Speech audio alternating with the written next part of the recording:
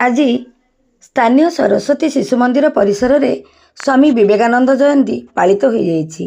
एही उत्सव को श्रीमती स्नेहलता महापात्र परिचालना करथिले।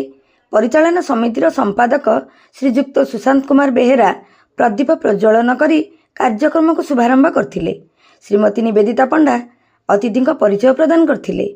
विद्यालयर प्रधानाचार्य श्रीजुक्त निरंजन डाकुआ शिशु भाई भौणी को विवेकानंद आदर्श और भारतीय संस्कृति और परंपरा विषय रे किछि कथा रखिथिले। सेहि भली अतिथि महोदय शिशु भाई और भौणी को परामर्श दे कहिथिले विवेकानंद किपरि साहसी निर्भीक होइथिले, से भली आमे मध्य तांका भली साहसी होई देश गठन करिबा। एही उत्सव रे समस्त गुरुजी गुरुमा सहयोग करथिले।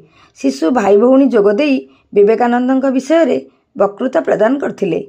शेषरे श्रीजुक्त प्रणव कुमार गौड़ धन्यवाद अर्पण करथिले। पुरुषोत्तमपुररू सुनाराणीपाल, प्रगति टीवी।